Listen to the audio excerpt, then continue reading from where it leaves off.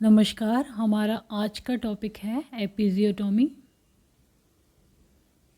ये OBG option gynae का topic है episiotomy. Episiotomy also known as पेरिनियोटोमी।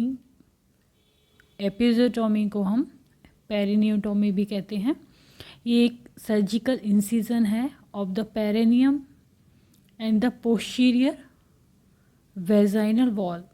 Surgical incision लगाया जाता है पेरिनियम और किसके बीच में, पोस्टीरियर वेजाइनल वॉल के बीच में। जनरली डन बाय मिडवाइफ और ऑब्स्टेट्रिशियन के द्वारा ये किया जाता है। यहाँ पर दिखाया हुआ है एपिजियोटोमी। ये जो इंसिजन लगा हुआ है ये है मीडियोलैटरल एपिजियोटोमी और ये मोस्ट कॉमन टाइप है। और ये head of baby and anterior lip of cervix बताए गए हैं और ये एनस। तो यहाँ पर ये इंसिजन दिया जाता है। Episiotomy is usually perform during second stage of labour. ये यूजुअली कब परफॉर्म की जाती है, सेकेंड स्टेज जो होती है लेबर की, उसमें to quickly enlarge the opening for the baby to pass through, जिससे कि बेबी जहाँ से पास हो रहा है वहाँ पे जो ओपनिंग है वो एनलार्ज बढ़ जाए इसके लिए।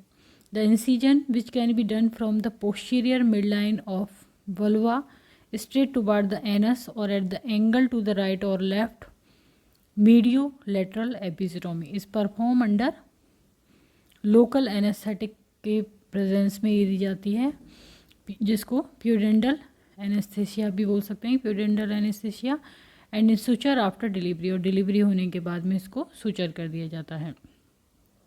तो इसमें मीडियोलैटरल एपिजियोटोमी जो है वो दी जाती है। The episiotomy is technique originally design to reduce the incidence of severe perineal tear. ये क्यों की जाती है, जिससे कि जो पेरिनियल टीयर है वो उसकी इंसिडेंस को कम किया जा सके और लेबर को सुगम बनाया जा सके, इजीली किया जा सके बच्चे की डिलीवरी को। तो third and fourth degree perennial tier जो होता है उसको कम करने के लिए की जाती है। The different type of episiotomy incision include, अलग अलग तरह के होते हैं। कौन कौन से, the midline, modified median, mediolateral, J shape, lateral, anterior and radical. तो ये टाइप हैं midline, modified median, mediolateral, J shape, lateral, anterior and radical. There are two types of episiotomy incision जो mostly दिए जाते हैं। Midline incision, ये midline incision in turn vertically, जैसे कि ये है तो इस तरह से दिया जाता है। A midline incision is easier to repair, ये ईजी होता है रिपेयर होने में, but it has a high risk of extending into the anal area तक ये एक्सटेंड होने के चांसेस ज़्यादा रहते हैं इसमें। देन मीडियोलैटरल इंसिजन क्या है, ये mediolateral incision is done at angle. A mediolateral incision is less likely to result in extended tear into the anal area। इसमें कम चांसेस होते हैं कि ये एनल एरिया तक एक्सटेंड हो, क्योंकि ये इस तरह से होता है। However, this incision is often more painful होता है और more difficult होता है रिपेयर होने में। जब हम जानेंगे इक्विपमेंट क्या क्या ज़रूरी होते हैं एपिजियोटोमी में, तो episiotomy scissor, needle holder, stitches, surgical drape, local anaesthetics, haemostatic forcep और tissue forcep, Sims speculum, Foley's catheter, syringe, needle, scalpel, blade, kidney tray. The perineum, perineum क्या है, इज द मस्कुलर एरिया है between the vagina और anus के बीच में perineum. Next है indication, क्या क्या होते हैं इसके। Indication for the episiotomy, it is done in condition such as, किन किन कंडीशन में की जाती है, जैसे कि बर्थ इज़ इमिनेंट, जन्म होना ही है बच्चे का, and the perineum hasn't had time to stretch slowly, और पेरिनियम इतना टाइम नहीं है कि पेरिनियम जो है वो धीरे धीरे स्ट्रेच हो सके, हो सकता है वो एकदम से फास्ट स्ट्रेच हो और वहाँ पर टीयर आ जाए, पेरिनियल टीयर। तो उस कंडीशन में हम एपिजियोटोमी करते हैं। Then the baby's head is too large for the vaginal opening, vaginal opening जो है वो छोटी है और बेबी का हेड बड़ा है, तो उस कंडीशन में the baby is in distress, baby किस में है, डिस्ट्रेस में है, तो उस कंडीशन में एपिजियोटोमी की जाती है। Then the mother needs a forcep और वैक्यूम असिस्टेड डिलीवरी। मदर को क्या ज़रूरत है, फोर्सेप डिलीवरी की या फिर वैक्यूम असिस्टेड डिलीवरी की ज़रूरत है। तो उस कंडीशन में the baby in a breech presentation में है baby and there is a complication during delivery. Delivery के दौरान कॉम्प्लिकेशन हो सकती है, ब्रीच प्रेजेंटेशन में है तो एपिजेटोमी के चांसेस होते हैं। The mother is not able to control her pushing. Mother control नहीं कर पा रही है हर पुश को। कॉम्प्लिकेटेड वेजाइनल डिलीवरी है जैसे कि breech, shoulder, dystocia, forcep vacuum, ये सब। Incision related scars in the genital area में पहले से स्कार है, पुअरली हील्ड और 4 डिग्री टीयर है एंड फीटल डिस्ट्रेस है। उस कंडीशन में when there is a poor perineal tissue elasticity poor है, that perennial tier seems unavoidable, कि पेरिनियल टीयर होने के बहुत ज़्यादा चांसेस हैं, और शॉर्ट पेरिनियल लेंथ है। तो इन कंडीशन में एपिजेटोमी की जाती है। तो एक बार वापस से रिपीट करते हैं। पहला, birth is imminent and the perineum hasn't had time to stretch slowly. दूसरा, the baby's head is too large for the vaginal opening. तीसरा, the baby is in distress. Fourth है, the mother need a forcep और vacuum assisted delivery. Fifth है, the baby is in a breech presentation and there is a complication during delivery. Then the mother isn't able to control her pushings. Then seventh, complicated vaginal delivery जैसे कि breech, shoulder dystocia, forceps and vacuum. Then eighth, incision related scars in the genital area. Then 9, poorly healed or 4 degree tear and fetal distress. Then 10, when there is poor perineal tissue elasticity, then perineal tear seems unavoidable, then short perineal length. Then there are varying beliefs about the benefits of this procedure. क्या क्या benefit हैं? तो benefit thought for the mother side में क्या क्या benefit हैं? Reduction in likelihood of 3rd degree perineal tear में कमी आना। दूसरा, preservation of the muscle relaxation of the pelvic floor and perineum leading to improve sexual function. तो ये सारे इसमें प्रिजर्वेशन रहते हैं, muscle relaxation of pelvic floor. Then reduce risk of faecal and urinary incontinence. Faecal और urinary incontinence के कम risk हो जाते हैं इसमें। Ease of repair and better healing होती है। देन लेसरेशन, जो टीयर होता है उसके बजाय ये ईज ऑफ रिपेयर होता है और बेटर हीलिंग होती है, because it is a straight and clean incision होता है ये। बेबी के लिए क्या बेनिफिट होता है? It is also suggested that episiotomy increase the Apgar score of the baby. का एपकार स्कोर इसमें अच्छा आता है। Reduce the prolong second stage, and जो प्रोलॉन्ग सेकेंड स्टेज है उसको ये कम कर देता है। And also reduce the possibility of fetal shoulder dystocia की पॉसिबिलिटी को भी कम कर देता है।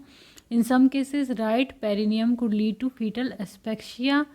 जो रिजिड पेरिनियम होती है उससे फीटल एस्पेक्शिया हो सकता है, क्रेनियल ट्रॉमा हो सकता है, सेरेब्रल हेमरेज हो सकता है, मेंटल रिटार्डेशन हो सकता है। तो इन सब को ये रिस्क को कम कर देती है एपिज़ोटोमी। देन आता है मैनेजमेंट। क्या करते हैं हम एपिज़ोटोमी के दौरान? The patient should be monitored for pain के लिए और urinary incontinence in post delivery phase में। पेन को ऑब्जर्व किया जाता है मॉनिटर, और यूरिनरी इनकॉन्टिनेंस को।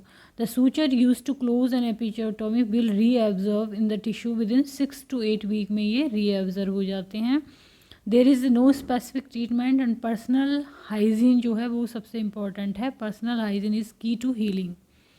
देन मेडिकल मैनेजमेंट में पैरासीटामोल या फिर NSAID जो non steroidal anti inflammatory drugs हैं can cause pain relief. Pain relief के लिए दिए जाते हैं अकॉर्डिंग टू डॉक्टर्स प्रेस्क्रिप्शन। और लेग्जेटिव्स जो हैं are recommended following perineal repair at the passage of stool can result in wound dehiscence.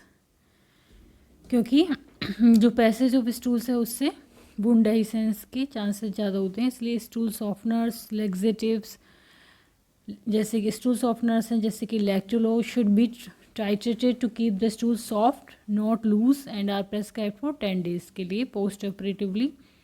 Episiotomy के बाद में 10 दिन के लिए लैक्टोलोज सिरप दी जाती है, जिससे कि स्टूल सॉफ्ट हो और इजीली पास हो जाए।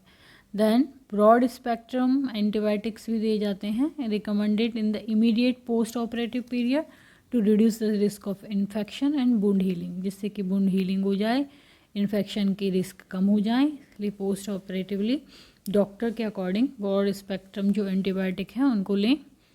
इन द इनिशियल 48 आवर, जो शुरू के 48 घंटे होते हैं, the patient should be placed in position that will avoid strain on the episiotomy. ऐसी पोजीशन से बचें जो कि एपिजियोटोमी पे स्ट्रेन पड़ रहा हो, तनाव पड़ रहा हो, ऐसी पोजीशन से बचें। And help reduce perineal oedema, जिससे कि पेरिनियल एडिमा भी नहीं हो। Lie on a flat bed and on to their side when breast feeding and avoid over use of seated position. Seated position में ज़्यादा नहीं रहें। द साइड में ब्रेस्ट फीडिंग कराएं। The patient should also be inform to avoid activity that में increase intra abdominal pressure for the first 6 to 12 month after delivery. तो जो patient है उसको इन्फॉर्म करें कि ऐसी एक्टिविटीज़ को अवॉइड करें जिससे कि एब्डा जो इंट्रा एब्डोमिनल प्रेशर है वो बढ़े। किस टाइम के लिए? डिलीवरी के 6 से 12 महीने में ऐसा कुछ भी वो कोई भी एक्टिविटी नहीं करें। To ensure that wound should be washed and patted dry after toileting. Toileting के बाद में उसको पैटेड ड्राई करें, प्रॉपरली वॉश करें और उसके बाद में पैटेड ड्राई करें। The patient should inspect the wound daily using a hand mirror. Hand mirror से वुंड को डेली इंस्पेक्ट करें for any sign of wound breakdown, wound breakdown के लिए। देन फिजियोथेरेपी मैनेजमेंट में क्या होता है? सिट्स वॉक ली जाती है, help in relaxing the pelvic floor and relieving pain. Pain को रिलीव करने के लिए और पेल्विक फ्लोर को रिलैक्स करने के लिए। Ice pack help in reducing swelling that can cause analgesia. Ice pack क्या है? दर्द भी कम करता है और स्वेलिंग को भी कम करता है। देन कीगल एक्सरसाइज किए जाते हैं, taught to the patient to train the pelvic floor muscles, जिससे कि पेल्विक फ्लोर मसल्स जो हैं वो प्रॉपर बने, उसके लिए कीगल एक्सरसाइज किए जाते हैं। तो ये फिजियोथेरेपी हो गया। देन कॉम्प्लिकेशन क्या आ सकती हैं एपिजियोटोमी के बाद में? ब्लीडिंग हो सकती है, इन्फेक्शन हो सकता है यदि प्रॉपर हाइजीन नहीं मेंटेन करें, urinary retention seen particularly after instrumental deliveries that may result in urinary tract infection और प्रोलॉन्ग बॉयडिंग डिफ़िकल्टी। इसके अलावा प्रोलॉन्ग हो सकती है, वुंड हीलिंग में टाइम लग सकता है। डिस्पेरियूनिया, देन पेल्विक फ्लोर डिसफंक्शन हो सकते हैं, यूरिनरी फिस्टुला बन सकते हैं, इनअप्रोप्रिएट वुंड स्कारिंग हो सकती है। तो ये कॉम्प्लिकेशन हो सकती हैं, bleeding, infection, urinary retention, prolong wound healing, dyspareunia, pelvic floor dysfunction, urinary fistula, inappropriate wound healing. तो आज का हमारा टॉपिक था एपिजियोटोमी। यदि वीडियो आपको पसंद आता है तो इसको लाइक करें, चैनल को सब्सक्राइब करें, कमेंट करें एंड शेयर करें।